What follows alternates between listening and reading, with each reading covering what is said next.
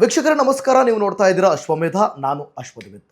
ವೀಕ್ಷಕರೇ, ಆ, ನಟ ಧನ್ವೀರ್ ಕೊಟ್ಟಂತಹ ಒಂದು ಕೌಂಟರ್, ದರ್ಶನ್ ಅವರ ಫೋಟೋವನ್ನು ಹಿಡಿದುಕೊಂಡು ಸಿನಿಮಾ ಸಮಯದಲ್ಲಿ ಬಂದು ಅಣ್ಣ ತಮ್ಮ ಅಂತ ಬಿಲ್ಡಪ್ ತಗೊಂಡು ಏನೋ ಬೇಳೆ ಬೇಯಿಸ್ಕೊಳ್ಳೋರು ನಾವಲ್ಲ ಅನ್ನೋ ಲೆಕ್ಕಾಚಾರದಲ್ಲಿ ಒಂದು ಡೈಲಾಗನ್ನು ಹಿಂಗೆ ಬಿಸಾಕಿ ಹಂಗೆ ಹೋಗಿದ್ದಾರೆ ಧನ್ವೀರ್ ಅವರು. ಆ, ದರ್ಶನ್ ಪರವಾಗಿ ಸದಾ ಕಾಲಕ್ಕೂ ಕೂಡ ನಿಂತಹ ಧನ್ವೀರ್ ಅವರು ನೇರವಾಗಿ ಯಾರಿಗೋ ಒಬ್ಬರಿಗೆ ಕೌಂಟರ್ ಕೊಡುವಂಥ ಕೆಲಸವನ್ನು ಮಾಡ್ತಾರೆ. ಯಾರಿಗೋ ಒಬ್ಬರಿಗೆ ಅನ್ನೋದಕ್ಕಿಂತ ಹೆಚ್ಚಾಗಿ ಜಮೀರ್ ಅಹಮದ್ ಅವರ ಪುತ್ರ ಜೈದ್ ಖಾನ್ ಅವರಿಗೆ ಅವರು ಎಲ್ಲೋ ಒಂದು ಕಡೆ ನೇರವಾಗಿ ಕೌಂಟರ್ ಕೊಟ್ಟಿದ್ದಾರೆ ಅಂತ. ಈ ಹಿಂದೆ ದರ್ಶನ್ ಬಿಟ್ಟರೆ ಬೇರೆ ಏನಿಲ್ಲ ಅನ್ನೋ ಹಾಗೆ ಇದ್ದಂಥ ಒಬ್ಬ ನಟ ಜೈದ್ ಖಾನ್. ಈ ಹಿಂದೆ ಬಂದಂಥ ಒಂದಷ್ಟು ಕೆಲವೊಂದು ಚಿತ್ರಗಳನ್ನು ಅವ್ರ ಕೈಲಿ ಪ್ರಮೋಷನ್ ಮಾಡಿಸ್ಕೊಂಡಂಥ ನಟ. ಈಗ ಯಾವಾಗ ದರ್ಶನ್ ಕೇಸ್ ಆಯಿತು, ರೇಣುಕಾಸ್ವಾಮಿ ಕೇಸ್ ಆಯಿತು, ಅದಾದ ಮೇಲೆ ಅಪ್ಪ ಮಕ್ಕಳು ಇಬ್ಬರು ಉಲ್ಟಾ ಹೊಡೆದ್ರು ಅಂತ ಒಂದಷ್ಟು ಆರೋಪಗಳು ಕೂಡ ಕೇಳಿ ಬಂದಿತ್ತು. ಸೊ ಅದಾದ ಬಳಿಕ ಸುಮಲತಾ ಅಂಬರೀಷ್ ಕೂಡ ದರ್ಶನ್ರಿಂದ ದೂರ ಆದರು, ಅಭಿಷೇಕ್ ಅಂಬರೀಷ್ ಕೂಡ ದರ್ಶನ್ರಿಂದ ದೂರ ಆದರು, ನಮ್ಮ ಅಣ್ಣ ನನ್ನ ತಮ್ಮ ನಮ್ಮ ಅಣ್ಣ ಅಂತ ಕರ್ಕೊಂಡಿದ್ದವರೇ ಕೂಡ ಎಲ್ಲರೂ ದೂರ ಆಗೋದ್ರು. ಇನ್ನು ದರ್ಶನ್ ನನ್ನ ಮಗನಿದ್ದಂತೆ ಅಂತ ಹೇಳಿದಂಥ ಜಮೀರ್ ಖಾನ್ ಇವರ ಪುತ್ರನ ಸಿನಿಮಾ ರಿಲೀಸ್ ಆಗೋ ಸಂದರ್ಭದಲ್ಲಿ ದರ್ಶನನ ಹೆಸರನ್ನು ತೆಗೆದು ನಮ್ಮ ಅಣ್ಣ ಇದ್ದಂಗೆ ಅಂತ ತಿರ್ಗಾ ಮತ್ತೆ ಅವ್ರು ಉಚ್ಚಾರ ಮಾಡಿದ್ರಿಂದ ವಾಪಸ್ ಕೌಂಟ್ರ್ ಕೊಡೋಂಥ ಕೆಲಸವನ್ನು ನಟ ಧನ್ವೀರ್ ಅವರು ಮಾಡ್ತಾರೆ. ಬಹುಶಃ ಆ ವಿಡಿಯೋನ ಎಲ್ಲರೂ ಕೂಡ ನೀವು ನೋಡಿರ್ತೀರಿ.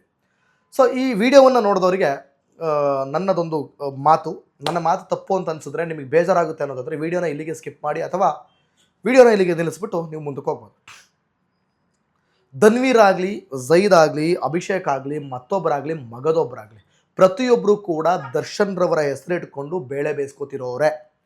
ಧನ್ವೀರ್ ಅವರು ಹೋಗ್ಬಿಟ್ಟು ದರ್ಶನ್ರವರ ಫೋಟೋ ಇಟ್ಕೊಂಡು ಜೈದ್ ಖಾನಿಗೆ ಮಾತಾಡೋವಂಥದ್ದು ನೆಸೆಸಿಟಿನೇ ಇಲ್ಲ.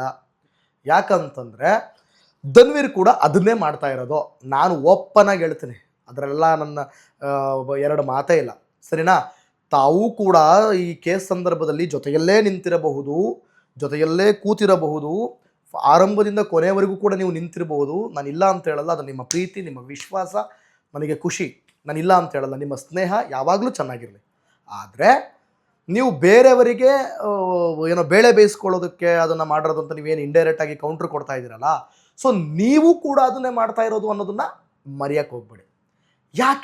ಯಾಕೆ ನೀವು ಆ ಥರ ಹೇಳ್ತೀರಾ? ಬೇಡ, ಬಿಟ್ಟಾಕಿ ಧನ್ವೀರ್ ಅವರೇ. ನಿಮಗೆ ಅಂತ ಒಂದು ಸ್ವಾಗಿದೆ, ನಿಮಗೆ ಅಂತ ಒಂದು ಕಲೆ ಇದೆ, ನಿಮಗೆ ಅಂತ ಸಿನಿಮಾಗಳು ಬರ್ತಾ ಇದ್ದಾವೆ.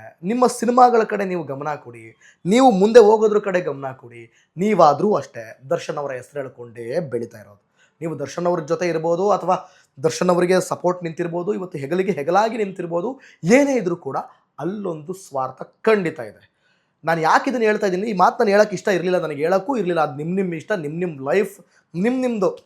ನೀವು ಯಾವ ಮುಖೇನಾದ್ರೂ ನೀವು ನಿಮ್ಮ ಸಿನಿಮಾವನ್ನು ಗಟ್ಟಿ ಮಾಡ್ಕೊತೋಗಿ. ಆದರೆ ಅದಲ್ಲ ನನ್ನ ಪ್ರಶ್ನೆ. ಒಬ್ಬರನ್ನ ಕೈ ಮಾಡಿ ತೋರಿಸಿದ್ದಕ್ಕೆ ಹಂಗಂತ ನಾನು ಜೈದ್ ಖಾನ್ರವ್ರನ್ನೇನು ಪರಾವಹಿಸ್ಕೊತಾ ಇಲ್ಲ. ಅವರು ಕೂಡ ಡಬಲ್ ಗೇಮೇ, ಉಲ್ಟನೇ ಹೊಡೆದಿದ್ದು. ಅವರು ಕೂಡ ಫಸ್ಟ್ ದರ್ಶನ್ ಅನ್ಕೊಂಡು ದರ್ಶನಿಂದ ಸುತ್ತಾ ಇದ್ರು, ಅಣ್ಣ ಅನ್ಕೊಂಡು. ಯಾವಾಗ ಕೇಸ್ ಆಯಿತು ಕೈ ಬಿಟ್ಟರು.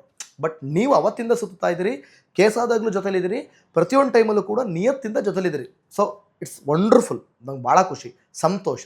ಆದರೆ ಅದು ಯಾಕಿದ್ದೀರಿ ಅಂತ ಮೂಲನ ಕೆದಕ್ತಾ ಹೋದಾಗ ಸೊ ನಿಮಗೆ ಬೇಕಾಗಿರೋದು ಕೂಡ ಅವರ ಫ್ಯಾನ್ಸಿಂದ ಒಂದು ಸಹಾಯ ಅಷ್ಟೇ. ಇದು ಹಲವಾರು ಜನ ಈಗ ಕಮೆಂಟ್ ಮಾಡ್ಬೋದು, ನೀನು ಕೂಡ ದರ್ಶನ್ ಅವರ ಹೆಸರು ತೊಗೊಂಡೇ ಇದು ಮಾಡ್ತಾ ಇರೋದು, ಅದು ತೊಗೊಂಡೇ ಇದು ಮಾಡ್ತಾ ಇರ್ತೀವಿ. ಪ್ರತಿಯೊಬ್ಬ ಮನುಷ್ಯನೂ ಹಾಗೆ, ಆಯಿತಾ? ಇಲ್ಲ ಅಂತ ಹೇಳಲ್ಲ. ಯಾವುದೋ ಒಂದು ಸಂದರ್ಭ ಬೇಕಷ್ಟೇ. ಉದಾಹರಣೆಗೆ ಹೇಳ್ಬಿಡ್ತೀನಿ, ಕೇಳಿದ ನಿಮಗೆ.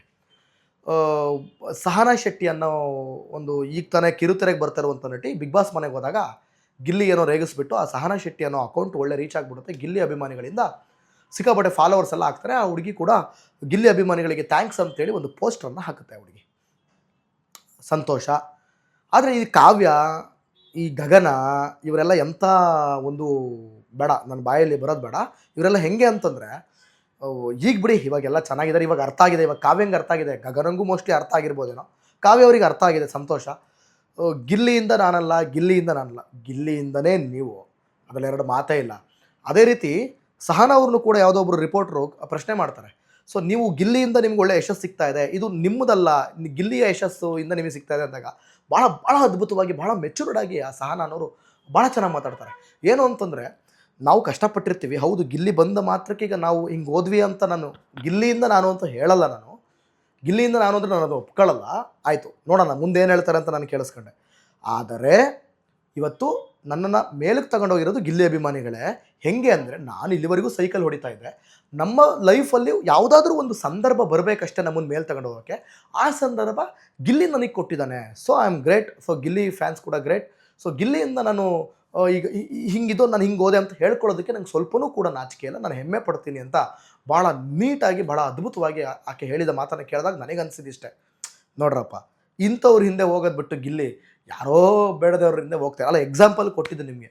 ಹಾಗೆ ಸೊ ಇಲ್ಲಿ ಜಯೀದ್ ಖಾನ್ ಆಗಿರ್ಬೋದು, ಅಥವಾ ಈ ಅಭಿಷೇಕ್ ಅಂಬರೀಷ್ ಆಗಿರ್ಬೋದು.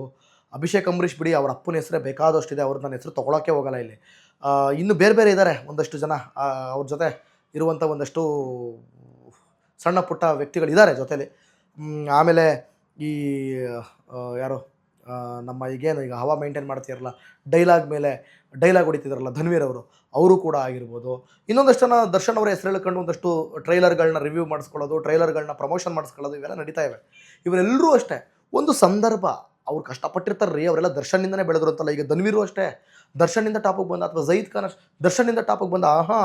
ಅವರೆಲ್ಲ ಸೈಕಲ್ ಹೊಡೆದಿರ್ತಾರೆ. ದರ್ಶನ್ರವರಿಂದ ಹೆಲ್ಪ್ ತೊಗೊಳ್ಳೋದು ಅದೊಂದು ಸಂದರ್ಭ ಅವರ ಜೀವನದಲ್ಲಿ. ಅದನ್ನು ಹೆಮ್ಮೆ ಪಡಬೇಕು. ಅದು ಬಿಟ್ಬಿಟ್ಟು ನೀವು ಅದನ್ನೇ ಮಾಡಿ ಜಯೀದ್ ಖಾನ್ ಅವರಿಗೂ ಅದನ್ನೇ ಹೇಳಿದಾಗ ಧನ್ವೀರ್ ಅವರೇ ಇದನ್ನು ನಾನು ಒಪ್ಲಿಕ್ಕೆ ರೆಡಿ ಇಲ್ಲ.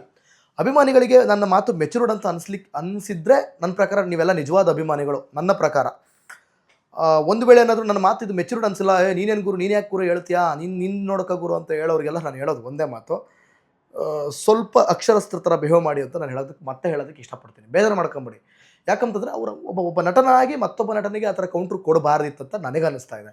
ಸೊ ಈಗ ಆಲ್ರೆಡಿ ದರ್ಶನ್ ಅವರು ಭಾಳ ಕುಗ್ಗೋಗ್ತಾ ಇದ್ದಾರೆ ಏನಂತಂದರೆ ಏನು ತುಂಬ ಮಾನಸಿಕವಾಗಿ ಅಂತಲ್ಲ, ಆಲ್ರೆಡಿ ಅವರ ದಿನಗಳೆಲ್ಲ ಜೈಲಲ್ಲೇ ಕಳೀತಾ ಇದ್ದಾರೆ. ಬೇಲ್ ತಗೊಳ್ಳೋದಕ್ಕಾಗಲಿ ಅಥವಾ ಆ ಕೇಸಿಂದ ಹೊರಗಡೆ ಬರೋದಕ್ಕಾಗಲಿ ಯಾವುದೇ ಒಂದು ಸಣ್ಣ ಜಾಗನೂ ಸಿಗದೆ ಇಲ್ದಿರುವಾಗ ಇವರು ಹೊರಗಡೆ ಕೊಡುವಂಥ ಕೆಲವೊಂದು ಸ್ಟೇಟ್ಮೆಂಟ್ಗಳು, ಇವ್ರು ಮಾಡುವಂಥ ಕೆಲವೊಂದು ಸ್ಟೇಟ್ಮೆಂಟ್ಗಳಿಂದ ಏನಾಗ್ಬಿಡುತ್ತೆ, ಈಗ ಜಯೀದ್ ಖಾನ್ ಅವ್ರ ಅಪ್ಪ ಮಿನಿಸ್ಟ್ರಪ್ಪ, ಅವ್ರಿಗೆ ಇನ್ನೂ ಕೋಪ ಬರುತ್ತೆ. ಇನ್ನೂ ಆ ದರ್ಶನ್ ಇದಾನೆ ಅಂದ್ಬಿಟ್ಟು ಹಿಂಗೆ ಮೆರಿತಿರೋದಲ್ವ ಇವನು, ದರ್ಶನ್ ಯಾವುದೇ ಆಚೆ ಬರಬಾರ್ದು ಕಂಡ್ರಿ ಅಂತ ಅವರೆಲ್ಲ ಒಂದು ಪ್ರೆಷರ್ ಹಾಕ್ಬಿಟ್ಟು ಹೆಂಗೆ ಮಾಡಿದ್ರು ಕೂಡ ಆಚೆ ಬರೋದಂಗೆ ಮಾಡ್ಕೊಂಬಿಟ್ರೆ ಅವಾಗ ಏನು ಮಾಡೋಣ ನಾವು? ಅಭಿಮಾನಿಗಳು ಏನು ಮಾಡ್ತೀರಾ ನೀವು? ಇವತ್ತು ನನಗೆ 1000 ಬೈಬೋದು ನೀವು. ಇವ್ರು ಕೊಡೋವಂಥ ಒಂದಷ್ಟು ಕೌಂಟ್ರ್ಗಳಿಂದ ಮತ್ತು ಅಭಿಮಾನಿಗಳು ನೀವು ಆಡೋವಂಥ ಒಂದು ಆಟಗಳಿಂದ ಇವತ್ತು ನಟ ದರ್ಶನ್ರನ್ನ ಆಚೆ ಕರೆಸೋದಕ್ಕೆ ಹಿಂದೆ ಮುಂದೆ ನೋಡ್ತಾ ಇದ್ದಾರೆ. ಸೊ ನಾನು ಅರ್ಥ ಮಾಡ್ಕೊಳ್ಳಿ, ಮೆಚೂರ್ಡಾಗಿ ಥಿಂಕ್ ಮಾಡಿ. ನಾನು ಪರ್ಫೆಕ್ಟಾಗಿ ಮಾತಾಡ್ತಾ ಇದ್ದೀನಿ. ನಿಮಗೆ ಬೇಜಾರಾದರೂ ನನ್ನ ಇರೋ ಸತ್ಯನೇ ಹೇಳ್ತಾ ಇದ್ದೀನಿ. ಇವತ್ತು ಜಯೀದ್ ಖಾನಿಗೆ ಧನ್ವೀರ್ ಅವರ ಡೈಲಾಗ್ ಹೊಡೆದ್ರಲ್ಲಪ್ಪ, ಅವರಪ್ಪ ಮಿನಿಸ್ಟ್ರು, ಸರಿನಾ? ಅವ್ನು ದರ್ಶನ್ ಆಚೆ ಬರಲೇಬಾರ್ದು ರೀ ಅಂತ ಅವ್ರು ಏನಾದ್ರು ಪ್ರೆಷರ್ ಹಾಕಕ್ಕೆ ಶುರು ಮಾಡಿಬಿಟ್ರೆ ಏನು ಮಾಡ್ತೀರಾ ನೀವು? ಮೊದಲೇ ಗೌರ್ಮೆಂಟು ದರ್ಶನ್ರವ್ರನ್ನ ಸಿಕ್ಕಾಪಟ್ಟೆ ಟಾರ್ಗೆಟ್ ಮಾಡ್ತಾ ಇದೆ. ಹಿಂಗೆ ಬಂದಲ್ಲಿ ಫೋಟೋ ಹಿಡ್ಕೊಂಡು ಡೈಲಾಗ್ ಹೊಡೆಯೋದು, ಇನ್ನೂ ಆಚೆ ಕಡೆ ಬರಬಾರ್ದು ಅಂತಂದರೆ ಹೆಂಗೆ? ಕರೆಕ್ಟಾ ನಾನು ಹೇಳ್ತಿರೋದು? ನಿಮಗೆ ಕರೆಕ್ಟ್ ಅನಿಸಿದ್ರೆ ಕರೆಕ್ಟ್ ಅಂತ ನೀವು ಕಮೆಂಟ್ ಮಾಡಿ. ಪೂರ್ತಿ ವಿಡಿಯೋ ನೋಡಿ, ಪೂರ್ತಿ ವಿಡಿಯೋ ನೋಡಿಬಿಟ್ಟು ನೀವು ಮುಂದುವರಿಸಿ. ಸೊ ಓಕೆ, ಇದು ನನ್ನ ಅಭಿಪ್ರಾಯ ಆಗಿತ್ತು. ನಿಮಗೇನು ಅನ್ನಿಸ್ತು? ನೀವು ಕೂಡ ನಿಮ್ಮ ಅಭಿಪ್ರಾಯವನ್ನು ತಿಳಿಸಿ. ಇನ್ನೂ ಕೂಡ ಯಾರು ಸಬ್ಸ್ಕ್ರೈಬ್ ಮಾಡ್ಕೊಂಡಿಲ್ಲ ಅಂತಂದರೆ ದಯವಿಟ್ಟು ಈ ಕೂಡಲೇ ಸಬ್ಸ್ಕ್ರೈಬ್ ಮಾಡ್ಕೊಳ್ಳಿ. Thank you.